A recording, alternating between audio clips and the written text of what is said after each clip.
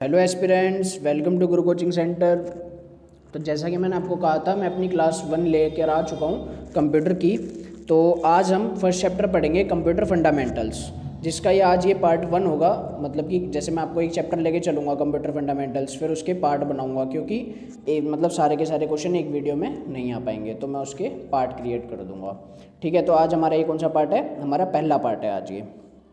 तो स्टार्ट करते हैं। तो पहला क्वेश्चन देखेंगे। पहला क्वेश्चन देखो क्या लिखा है। भारत में कंप्यूटर के जनक हैं, बताइए। आपको 5 सेकंड का टाइम मिलेगा हर क्वेश्चन में, तो आपको गैस करना है कि आंसर क्या है, और आप कमेंट्स में भी लिख सकते हो। देन मैं आपको फिर आंसर बताऊंगा। तो इसका आंसर है भारत में कंप्यूटर के जनक हैं। अब ये अगर जनक पूछता ओनली तो मैं चार्ल्स बेबेज लगाता, क्योंकि father of computer is Charles Babbage. अब जो चार्ल्स बेबेज हैं वो लंदन से बिलोंग करते हैं, तो भारत में तो नहीं हुए। तो इन्होंने क्या बोला, भारत में बताओ। तो भारत के कौन है? रंगास्वामी नरसिम्हन। आगे बात समझ में? भारत के कौन है? रंगास्वामी नरसिम्हन है। ये हमारा फर्स्ट क्वेश्चन का आंसर है सी। तो सेकंड क्वेश्चन पर चलते हैं। सेकंड क्वेश्चन कह रहा है कंप्यूटर दिवस मनाया जाता है, बताइए कब मनाया जाता है?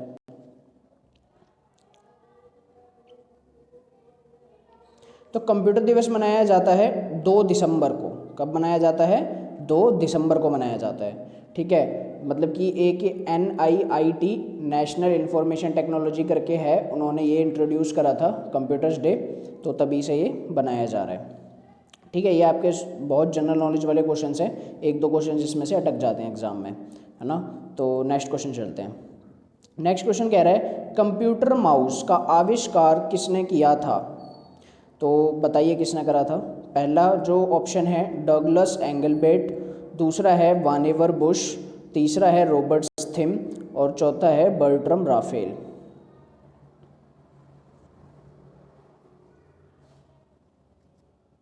तो होप सो आपने गैस कर लिया होगा। तो इसका आंसर है ए, डगलस एंगेलबर्ट। डगलस एंगेलबर्ट। ठीक है, और आपको अगर हिंदी में दिक्कत हो रही हो तो मैं आपको जो भी मतलब थोड़े मुश्किल वर्ड्स होते हैं ना हिंदी में, तो मैं आपको इंग्लिश में साइड में लिख दूंगा, तो आप उसकी दिक्कत मत लेना। और मैं इमेज भी सारी लगाता हुआ चलूँगा, आप देख ही रहे होगे कि आपके जो भी रिलेटेड क्वेश्चन से रिलेटेड होंगी।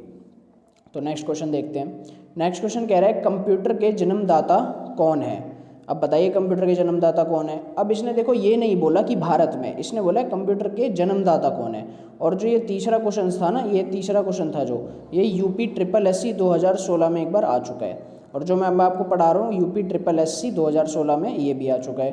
तो आप क्या करो, देखते भी रहो कि कब कब ये क्वेश्चन आ चुके हैं। तो मैं आपको ऐसी हवा में नहीं करा रहा हूँ, आए हुए क्वेश्चन है, प्रीवियस ईयर है, आधे से ज़्यादा इसमें। तो कंप्यूटर के जन्मदाता कौन है? तो ये देखो नेक्स्ट में है इसका ऑप्शन, तो आपको पता ही होगा, तो इसको तो बताने की ज़रूरत है नहीं। तो ये हमारे हैं चार्ल्स बेबेज। आगे बात समझ में? तो नेक्स्ट क्वेश्चन पढ़ते हैं। नेक्स्ट क्वेश्चन देखो क्या कह रहा है, पहली पीढ़ी के कंप्यूटर में डैश का प्रयोग किया जाता था। तो पहला ऑप्शन है वैक्यूम ट्यूब, दूसरा है ट्रांजिस्टर, तीसरा है अर्धचालकों का, और चौथा है यांत्रिक गियर्स का। तो बताएंगे?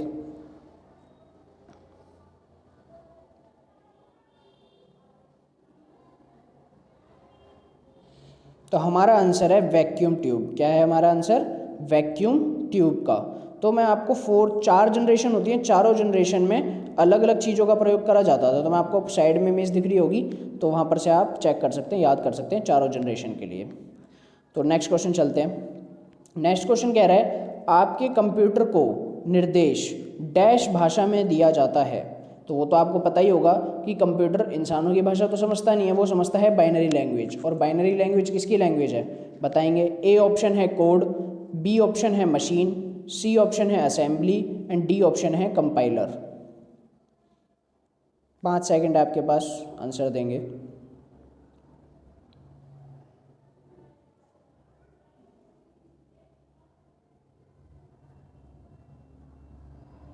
तो हमारा आंसर है ऑप्शन बी। क्या है हमारा answer? Option B, machine language समझता है ये। कंप्यूटर क्या समझता है? Machine language. मैं जानता हूँ कईयों ने कोड लिख दिया होगा, ठीक है, तो कोड नहीं है इसका आंसर, इसका आंसर है मशीन लैंग्वेज। तो चले नेक्स्ट, क्योंकि कोड कोई लैंग्वेज नहीं है, कोड तो हम डालते हैं, लैंग्वेज तो पाइथन होती है, पाइथन लैंग्वेज, C++ लैंग्वेज, इसलिए इसका आंसर है मशीन लैंग्वेज। मशीन लैंग्वेज में ये सारी इंक्लूडेड होती हैं, पाइथन हो गई, C++ हो गई, बाकी और भी हैं। तो नेक्स्ट क्वेश्चन चलते हैं।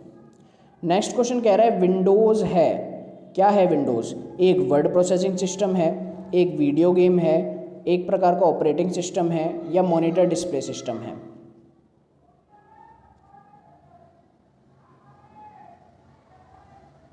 तो इसका आंसर है हमारा आंसर C, एक प्रकार का ऑपरेटिंग सिस्टम है।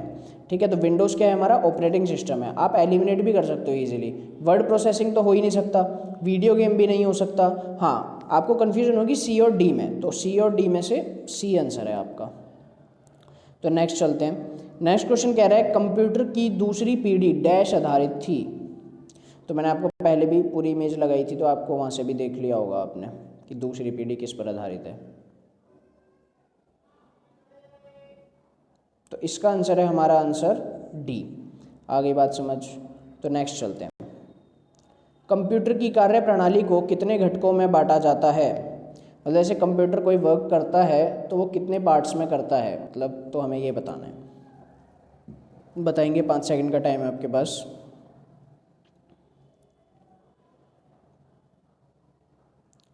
तो इसका आंसर है हमारा ऑप्शन C। क्या है हमारा आंसर?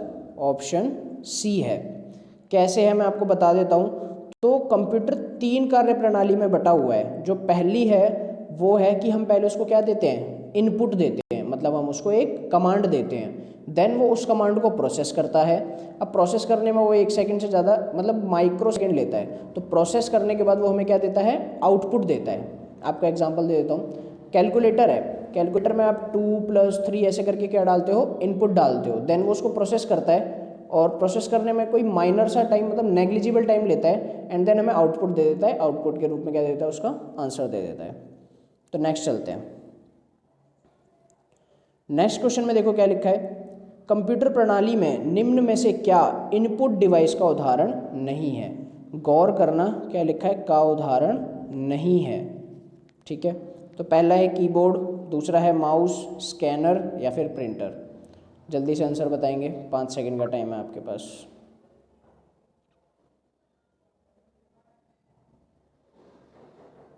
तो इसका हमारा आंसर है, आंसर D है, प्रिंटर।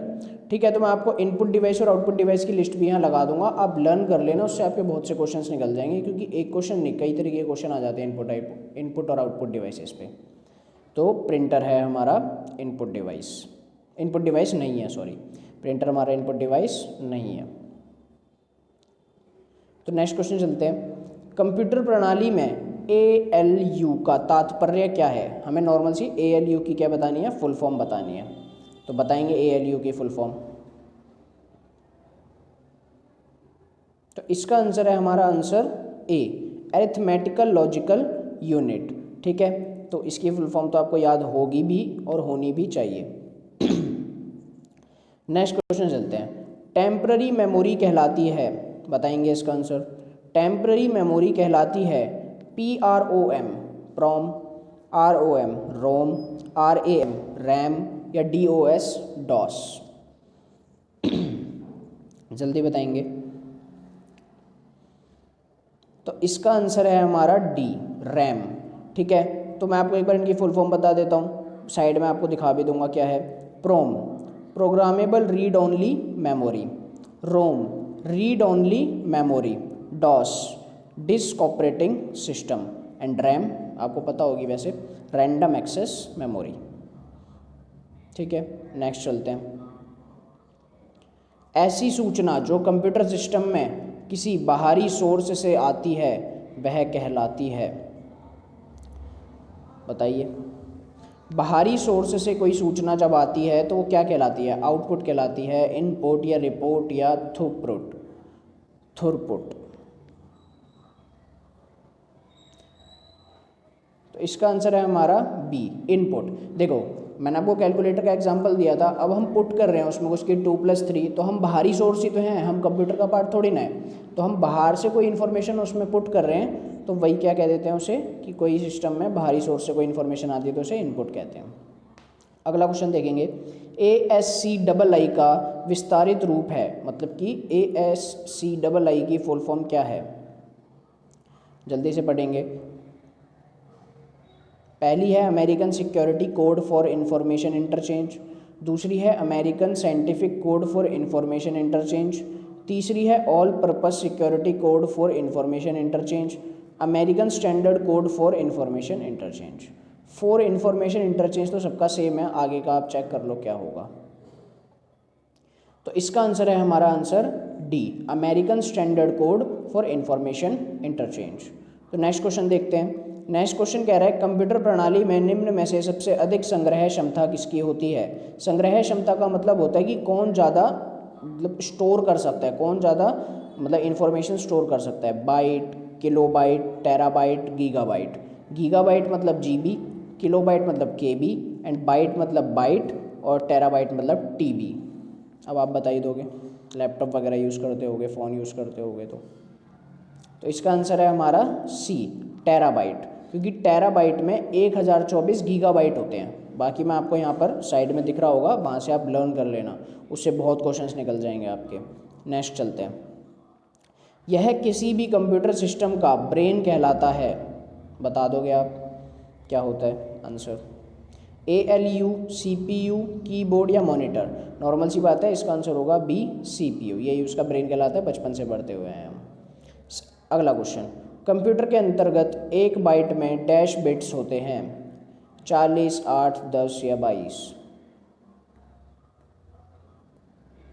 तो इसका आंसर है हमारा 8 बिट्स होते हैं। ठीक है, तो एक बाइट में कितने बिट्स होते हैं, 8 बिट्स होते हैं। और ये जो पिछली बार मैंने इमेज लगाई थी उसमें भी ये इन्फॉर्मेशन थी, अगर आपने देखी हो तो नेक्स्ट क्वेश्चन चलते हैं। नेक्स्ट क्वेश्चन कह रहा है कृत्रिम बुद्धिमत्ता कंप्यूटर का किस पीढ़ी से संबंधित है।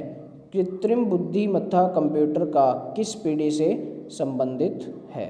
समझ तो आया नहीं होगा इंग्लिश वालों को, तो मैं बता देता हूँ क्या कहते हैं इसे। कृत्रिम बुद्धिमत्ता का मतलब होता है आर्टिफिशियल इंटेलिजेंस, सुना तो होगा ये अब आर्टिफिशियल इंटेलिजेंस। तो ये कौन सी जनरेशन में हमारा जो आर्टिफिशियल इंटेलिजेंस है इंट्रोड्यूस हुआ है, तो बताएंगे। इसके ऑप्शंस आपके ये रहे, फर्स्ट, थर्ड, फिफ्थ या फिर सेवन्थ।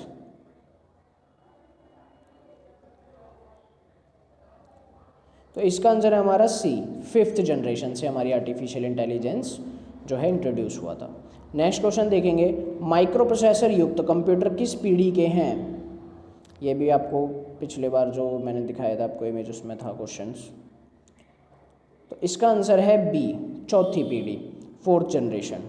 तो नेक्स्ट क्वेश्चन देखेंगे, कंप्यूटर अपने परिणामों को भविष्य हेतु सुरक्षित रखता है, कहाँ सुरक्षित रखता है। CPU में, मेमोरी में, दोनों में या फिर इनमें से कोई नहीं। तो इसका आंसर है हमारा बी, मेमोरी में।